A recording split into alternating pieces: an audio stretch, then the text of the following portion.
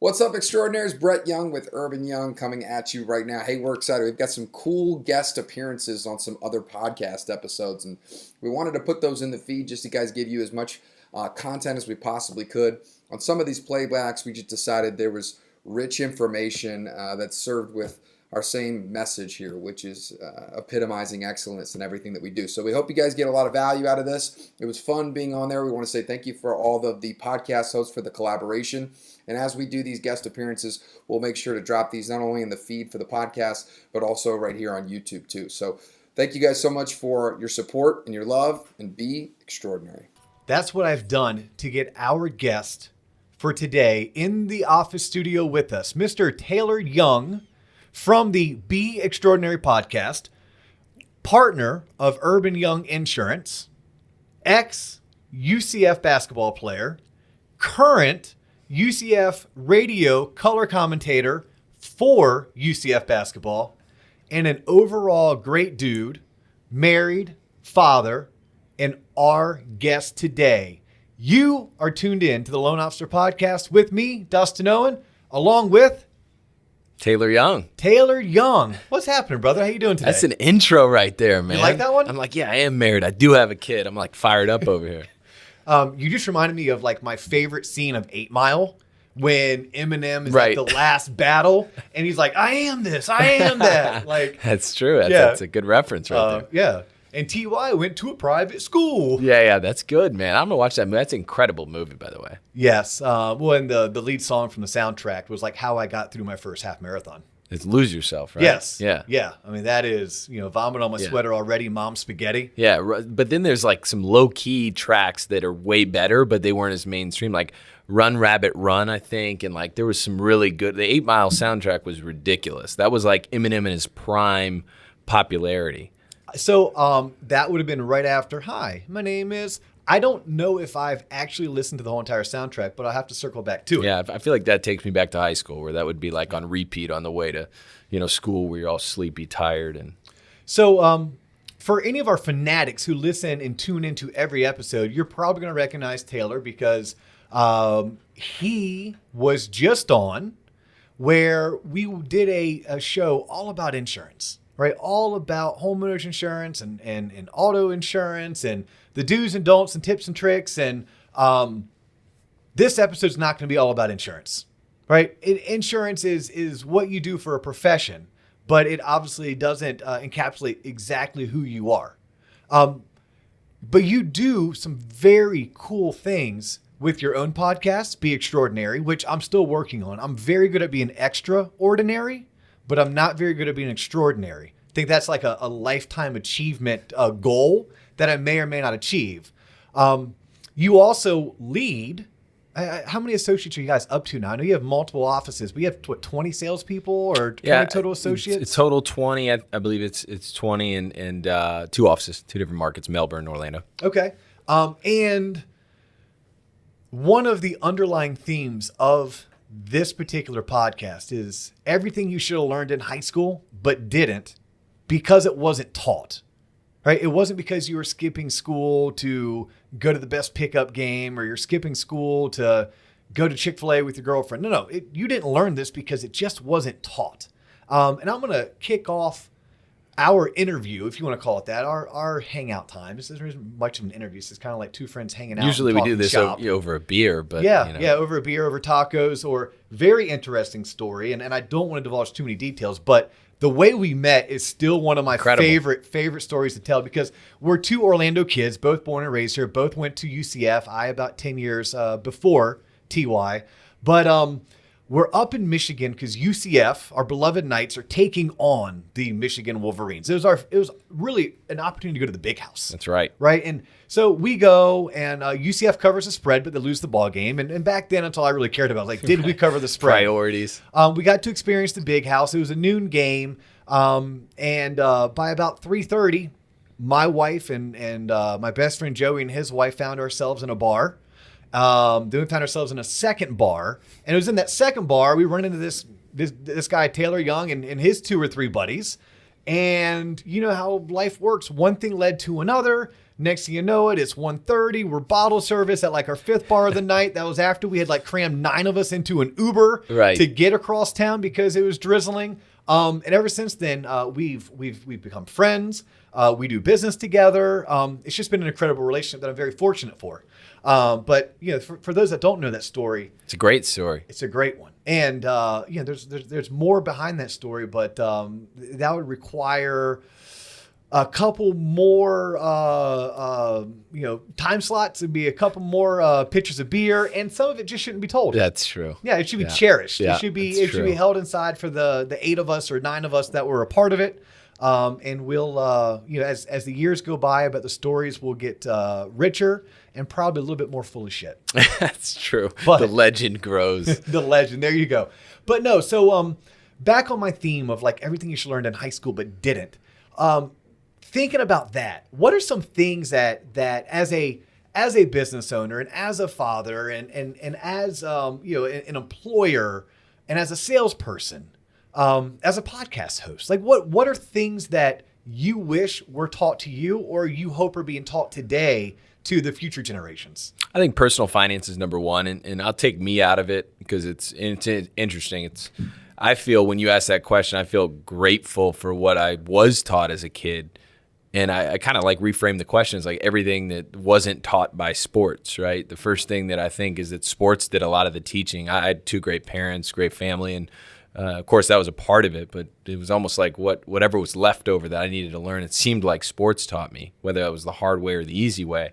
But I think personal finance is a big one, and I'm so glad that you use this platform to really discuss and dive into topics because I think personal finance is such a big part of young people in their 20s and 30s, and that's those people need that information at that time, but they're not necessarily, the incentives aren't aligned to cater to those people because I don't really have any money yet, and so that's a big passion part for me. But so you were saying earlier on the previous show, you were explaining to the audience that you were fortunate. Your father's a financial advisor. So a lot of what it's like growing up in my household where the dinner discussions are lectures. The good, the bad, and the ugly. Yeah.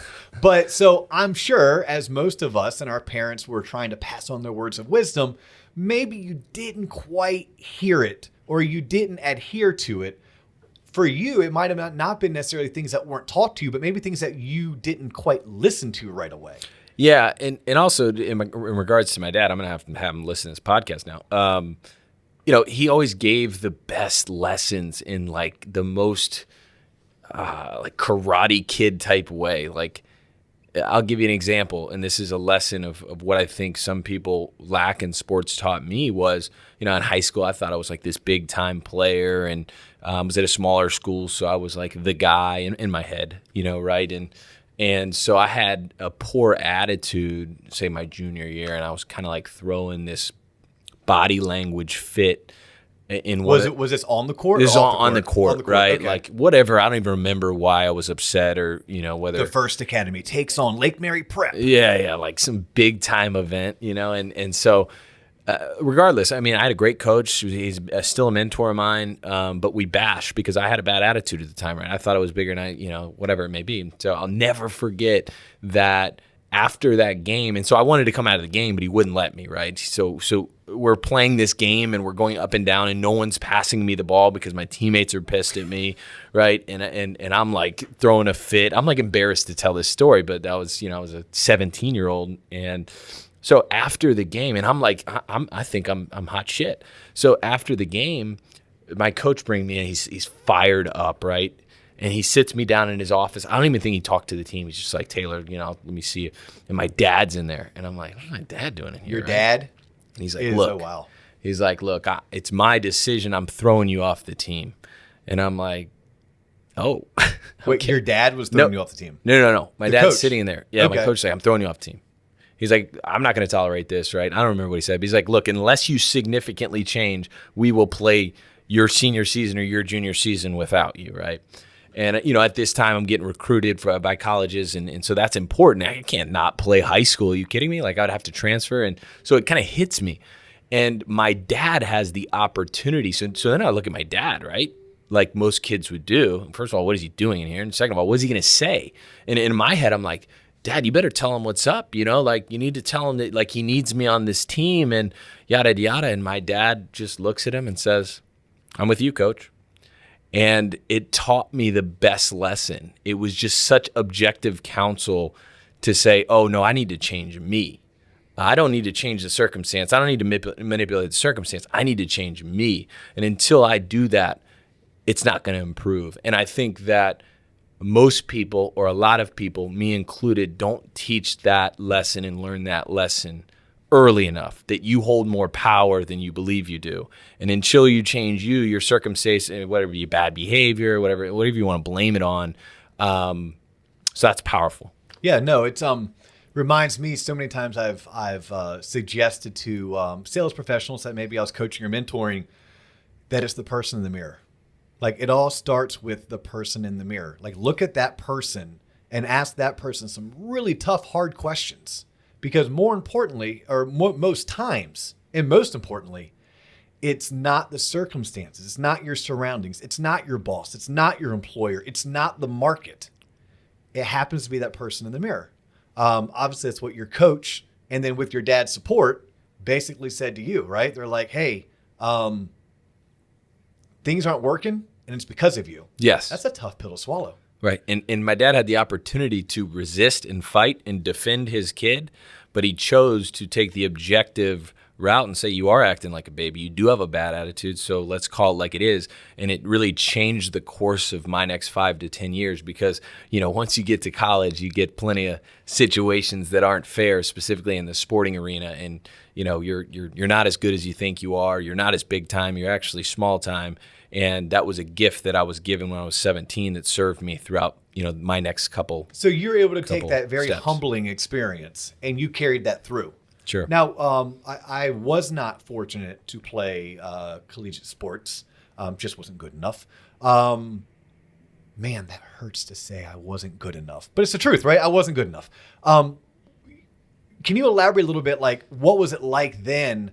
Because were the harsh truths easier spoke at the next level?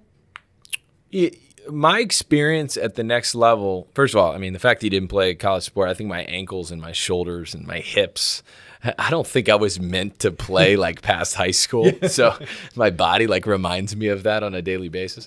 For me, I think the biggest lessons I learned from going to the next level, just like anybody will tell you, is everyone's the best player on their high school team or their traveling team. And then when you get to the next level, you realize that, you're not probably as good as you are at first, or you think you are. But then there's this other side when you start to get used to that and you start playing with people that are better than you, that you go, yeah, you know what though? But I'm not as far as I once thought I was, and I can compete at this level.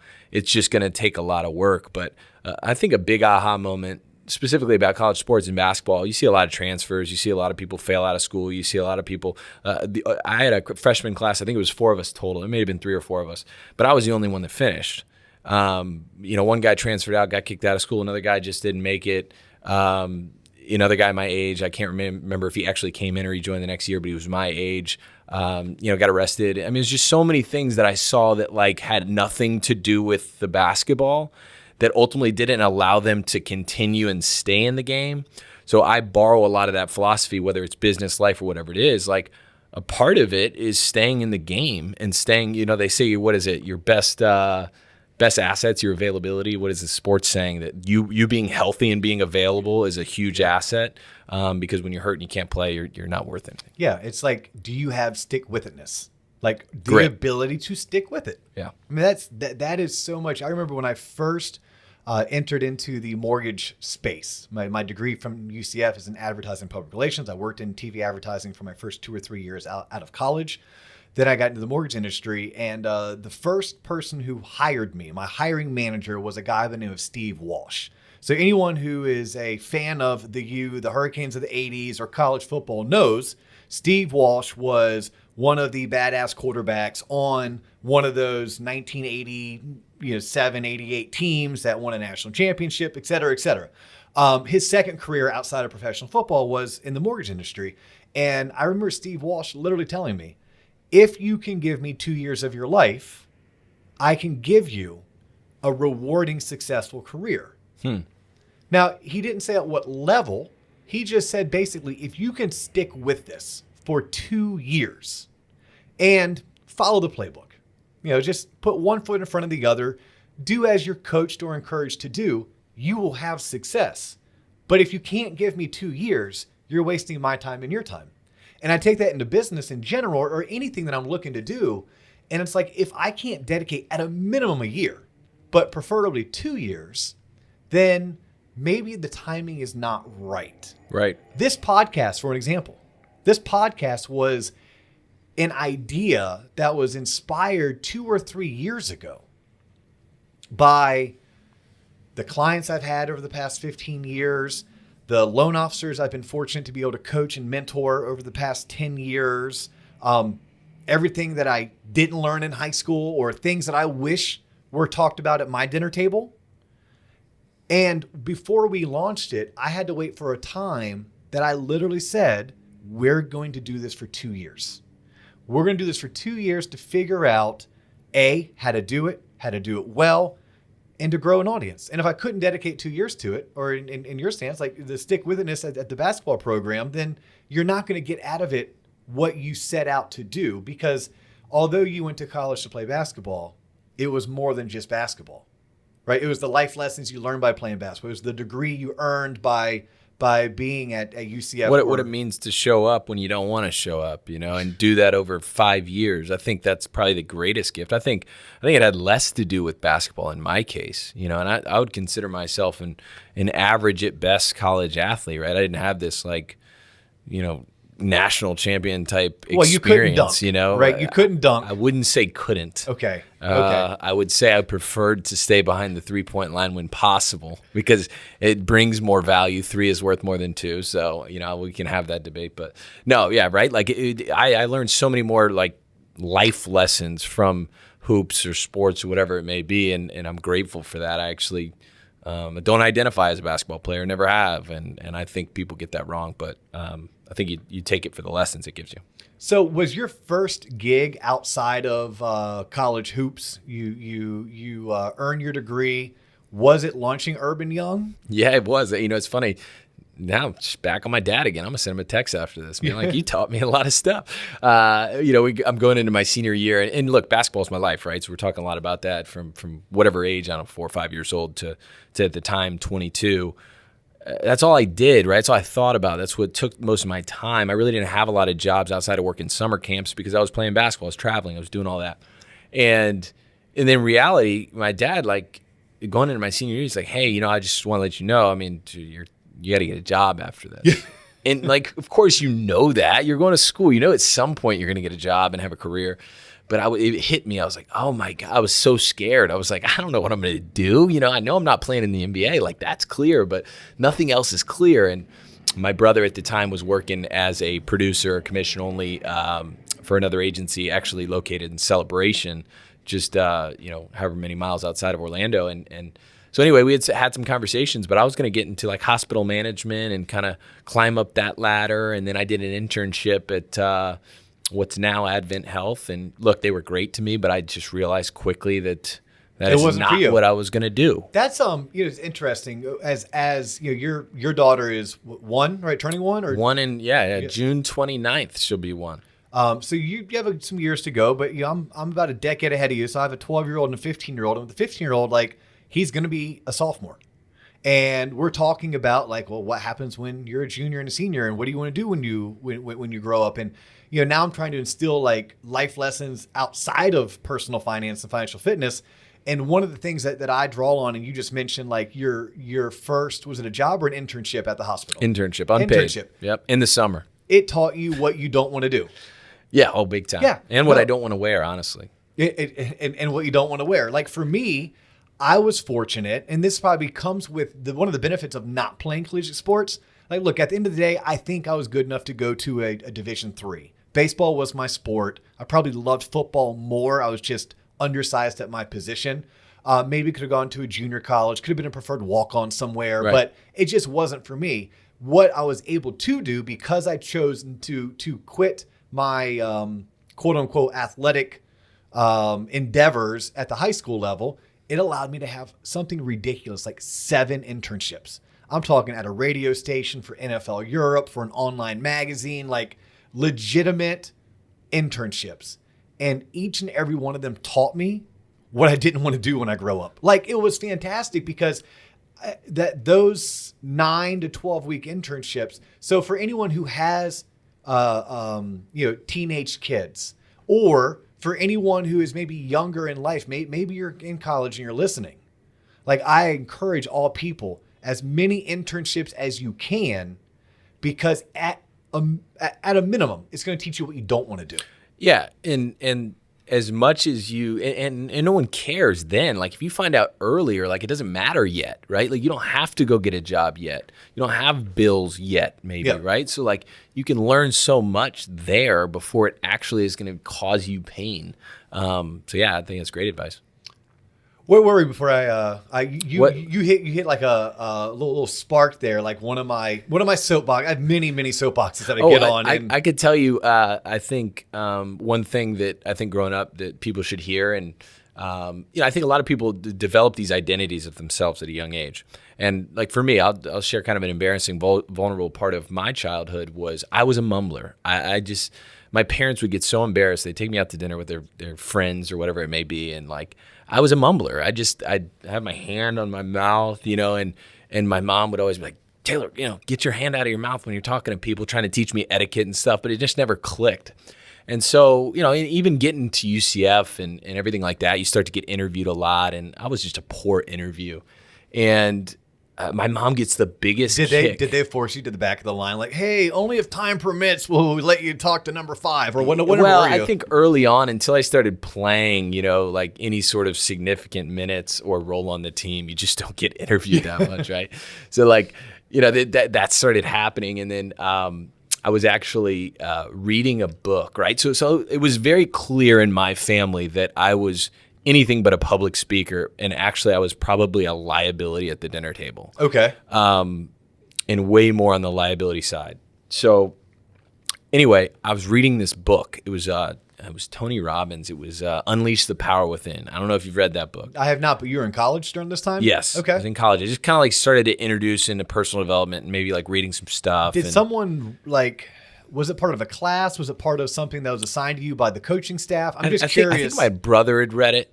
Okay. Who served a lot as a mentor in a very indirect way, just because he's my older brother, right? So I kind of modeled certain behaviors. And I think at that time, he maybe recommended that book, and I got deep into it. And anyway, one of the things is say yes to some stuff that makes you uncomfortable. And so then, like the next day after I read that chapter, my mom, she led an organization.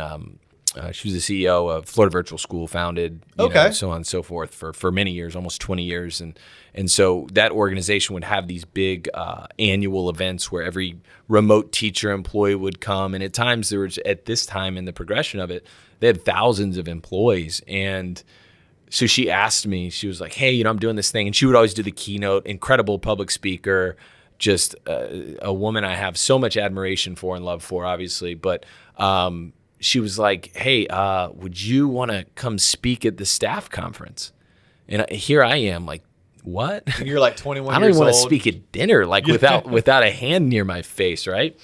So of course I'm like, this damn book is telling me that like I got to say yes to stuff that makes me super uncomfortable. And so I'm like, yes, right? Like in a very Tony Robbins type way, like, yes. And nevertheless, did the staff conference, actually, in whatever way in my relevance, knocked it out of the park. And I got this like great sense of encouragement, and it shifted my identity from somebody who was a mumbler to somebody who was a public speaker. And so now every interview I engaged in, I found joy in it, and I liked it. And now I do the radio as a part-time gig. Like my mom, if my mom was in here, she would laugh. She'd be the mumbling kid. Yeah. Do you remember what you spoke on? It was something relating to basketball. Okay. So it was something I knew. They had a YouTube video clip, and they had something else. And I think it was something about assisting or teamwork or something like that.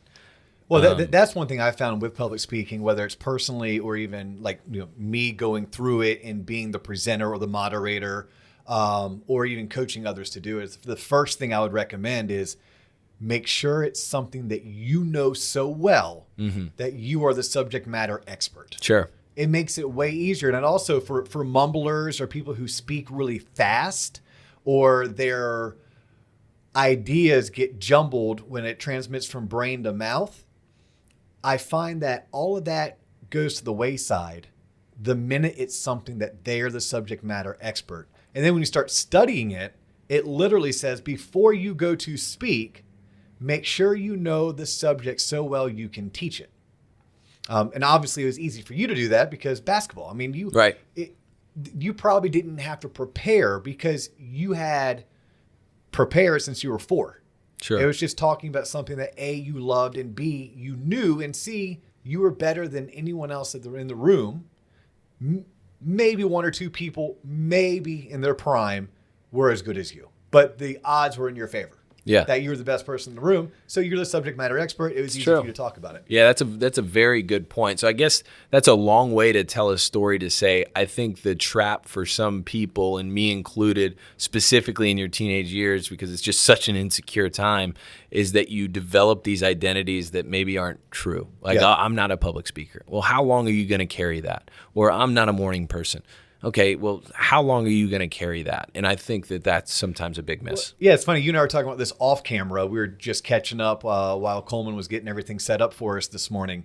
And you were sharing with me that you're on day like 56 of 75 hard. Yeah, I got to look at my camera. I think it's like 54 or 55. And about 2 months ago now, I actually covered 75 hard pretty extensively because it was something that I completed beginning of this year. I started end of last year, and without making the show about 75 hard. Just imagine this for anyone who doesn't know what it is. For 75 consecutive days, you must drink a gallon of water.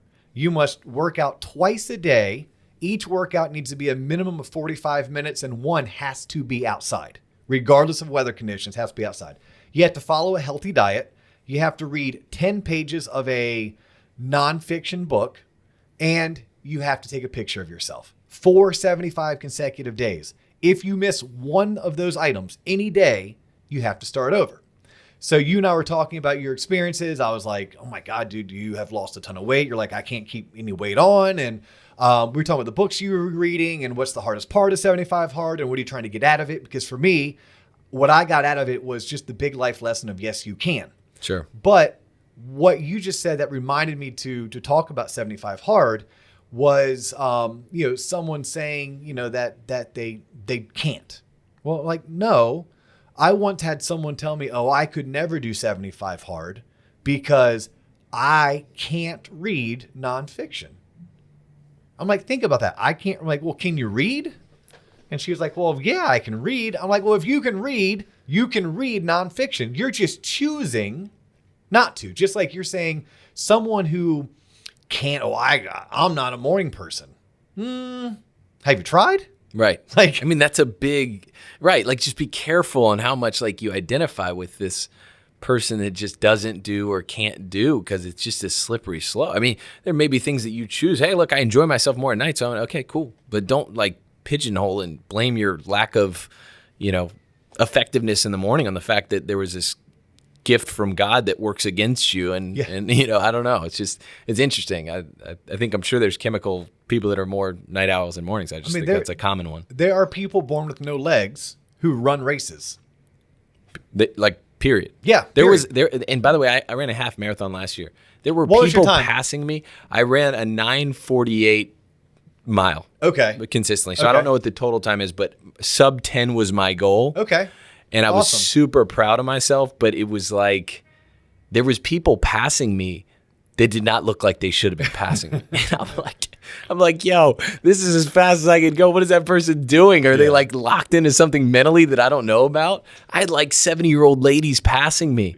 And I was like, oh my God, like see, they have bionic hips and your hips haven't been replaced yet. And the hip was the biggest problem for me, but that's a whole nother rabbit hole. Okay, I digress. I apologize. But you're talking about you ran a half marathon in December? Yep. Yeah, so that was 2019. Yep. So just I think the experience of like these people that are beating me essentially that don't look like they should be. Clearly in their head, you're not going to tell them that they're not a runner, right? Yeah, no, I think you pulled that from when I'm like, there's people with no legs. Yes. Born with Yeah. no legs that run races. Yes. Like, yes, you can. Yep. Like, yes, you can do it. Two more questions for you.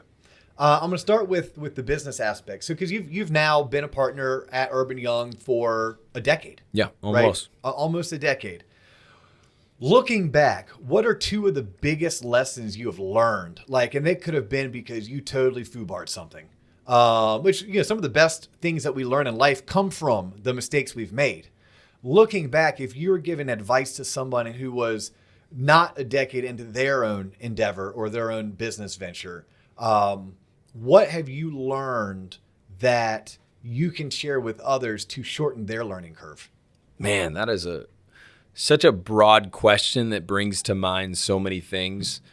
I think about first, because we're now 10 years in, and as you know, there are cycles in your business where, at first it was all just about sweat equity and just getting after it and just taking no money and reinvesting it all back in the business and just being more willing than the other guy. In my head, that was what it was about in the early years. And then it kind of progressed to make sure that you're putting other people first consistently if you're hiring an employee and so on and so forth, and treating people right.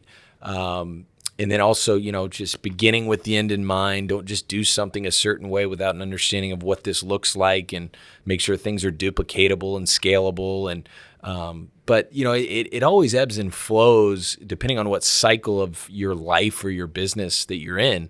But I think one thing I value, and I think it's underrated throughout our experience as partners, because I have two other partners. One's my older brother, the other's Rod Erb, who I consider a brother.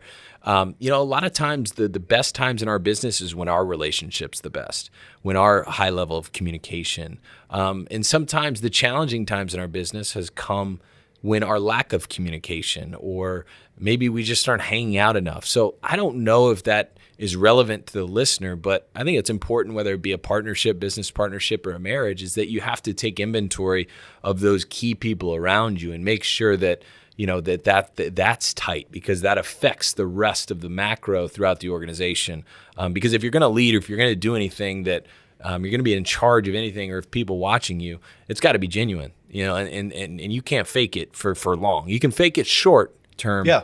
Can't fake it for long. So that's what comes to mind. No, I love that answer, because I literally, as you're sitting there talking, I'm processing and I'm thinking of my marriage. I'm thinking about my relationship with my kids, and even my own career, where I, like you, have two equal business partners. Right. And if it weren't for the two of them, there's no way I would be where I am in my career. But more importantly, we wouldn't be where we are. And you're saying this, and I'm thinking, me and my two partners, David and Mike, we need to go do something together. We need to continue working on that relationship. And throughout the years, look, we have vacationed together. We've done business retreats together. Right. But it might be time to circle back and harness that relationship, because we can't be the leaders that we need to be to our sales team or to our operations team if the three of us aren't jiving, and the three of us aren't grooving, and the three of us aren't enjoying each other, because that will permeate throughout the ranks. It's like growing together, whether you mention your marriage, right? Like if one person is just super interested in something and they're just all about it, super passionate, and the other's like kind of like, that's fine for a little while. But then there's like this disconnect where you're like, hey, you're really into this, and you kind of like grew over here, and I didn't really come along for the way. I think that's somewhat of a fear for me. And I think as the ebbs and flows and the time and the cycles in your business, that's one constant you can really hone in on, is your own personal development, your own growth, but your relationships with those that are growing alongside of you, to make sure that you water the grass. Yeah, no, 100%. Real quick on 75 Hard, because I had this personal question, and why wait until we're off camera to ask it when I can ask it to you now? What was your motivation to do it? And then second, you're 2/3 of the way complete. What are you learning from doing it? Like, what is it teaching you? Yeah, my motivation to do it was actually my brother and business partner did something. They did 48 miles in 48 hours. Oh, they did that? Yeah, they did that. David Goggins. Every 4 hours you have to wake up and run 4 miles. Yeah. So Okay. that was like, and they said they were doing it, and I was like, that's just not. I'm not into it, right? And that's okay, right? You don't have to just do every single challenge. But it kind of like sparked the fact that when they were halfway through it, I regretted not doing it. Like I wanted to be there with them and to experience the pain and have this story at the end of it. So once they completed it, I think subconsciously I was like, the next thing that comes my way, I'm gonna do it. And it was probably, I don't know, like 20, 30 days in a quarantine, and I was borderline about to check myself into AA because I'm like, I think I've had a drink every night, and I've ate bad, I'm like gaining weight, and I'm like, we're supposed to be locked down until when? Yeah. Like this isn't going to be good. So I just looked at my wife and was like, hey, like I'm doing this, and I sent a text out to kind of like my little mastermind group, and I said, hey, I'm getting leverage on myself right now. I'm doing this, and I'm not backing out. I'm just making it. Yeah, and that's key in anything in life. To me, you have to talk about it. You have to share it. If anything, just to hold yourself accountable. Yeah, because I would have backed out, right? Yeah. It's just, but you get leverage on yourself. So that's why I did it. It certainly wasn't for the result. Like, I'm not thrilled that my pants don't fit. Like, as silly as that sounds, I mean, not thrilled. I look like a clown. They're bunched up, and I know I call them hobo pants. Yeah. Like when your belt scrunches your waistline all together. Yeah. And of course, this is the first time I actually put on dress clothes in a while, and I'm like, oh no. So what I've learned from it, and I think I tried to share this off mic, and I'll probably butcher this, is that I think people overvalue balance in the short term and undervalue balance in the long term. Meaning that for me personally, if I really go at something hard for 3-4 weeks, in this case 75 days, some people are like, oh my God, that's just so much time, I can never do that. And you're like, but is it? People struggle with chronic illnesses for decades. Like, you're telling me that 75 days is like what you choose to believe is like this infinity? Yeah, it's roughly 20% of a year. And I was, when the first time I saw, like, say somebody like you, or I had like these multiple inspirations where I see like more people to do it, that was my first time. Like, yeah, 75 days. Like, I'm a social creature. I can't, no alcohol. I mean, not even a glass of wine. That's crazy. I'm not going to do that. And so I think what it's taught me is that you can really get somebody where, if you focus your efforts and go all in, whether that's 3 months, 3 weeks, whatever it may be, and then long-term coming out of this, I think it's very important to find a sustainable, balanced approach rather than, I'm going to eat a carb again, right? Like, at some point, I got to eat a carb. Yeah. So it's I'm not going to do this forever. Yeah, no, and that was, and I've shared this over and over again, so I don't want to bore people, but for me, it was yes, you can. Literally, yes, you can. If you can do this, you can really do anything. It also, and I probably pull this from one of my closest friends, Joey, who turned me on to 75 Hard. It was, and you alluded to this, which reminded me of it.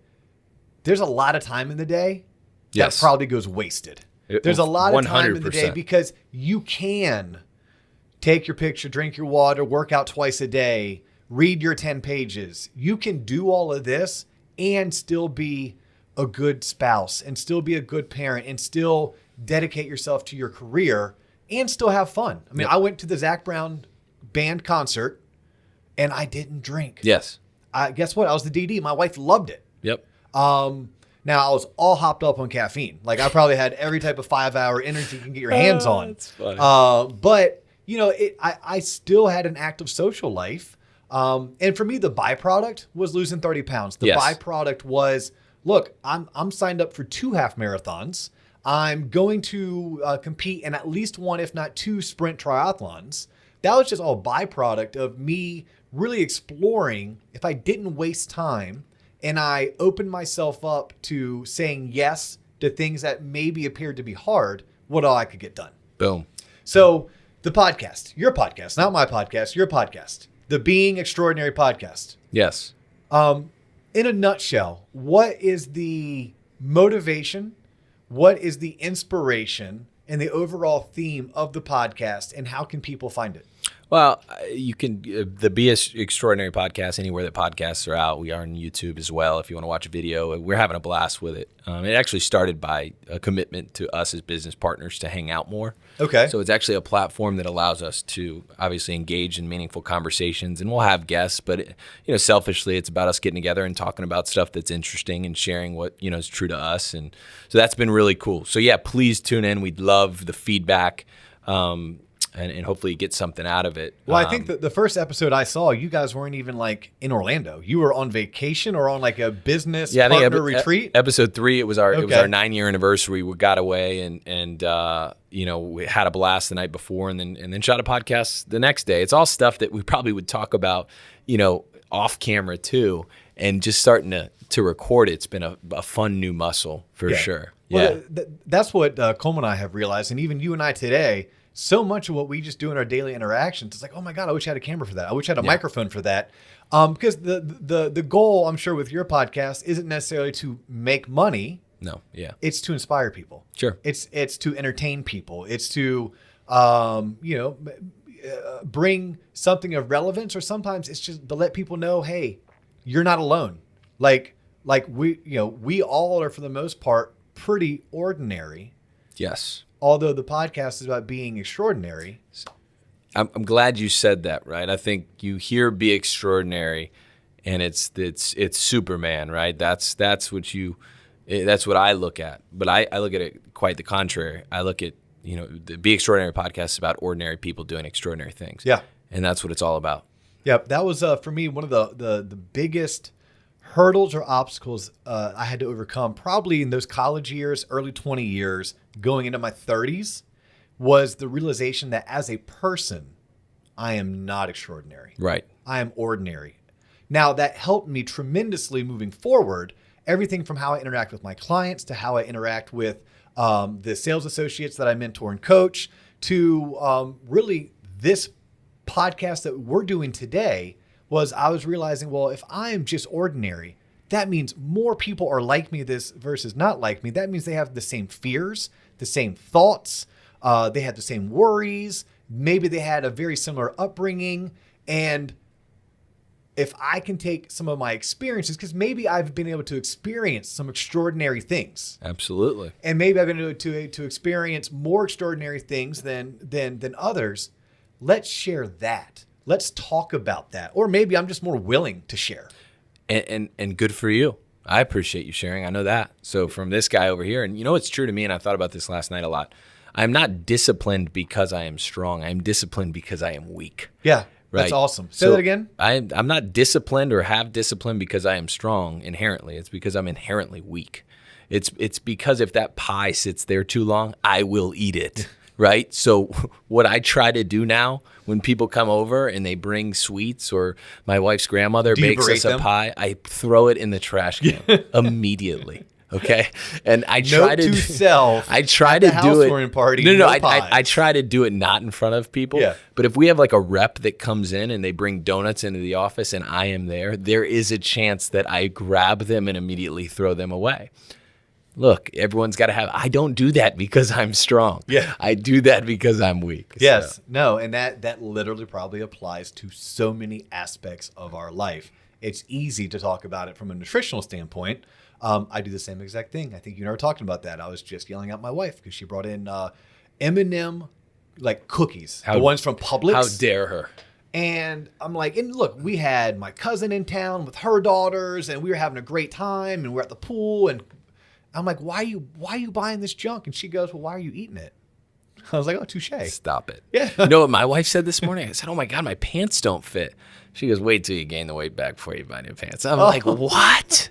How dare you? Gotta love that support, right? They that's why we love them though, because they tell it like it is. I said, I'll buy new pants. Real. I need both. I need large pants and I need skinny pants. Oh man. Any parting thoughts or parting shots? I so appreciate you. You only came in to do one episode. You and I got talking. I'm like, you know what? Let's stay for two. Let's do one all about insurance, and let's just do one you and I doing our thing. Yeah. This was you and I doing our thing. Hopefully people have maybe found a takeaway or a tie down, or maybe they've found a little bit of motivation. At a minimum, hopefully we kept them entertained. Yeah. But any parting shots for me, for the audience? Yeah, man.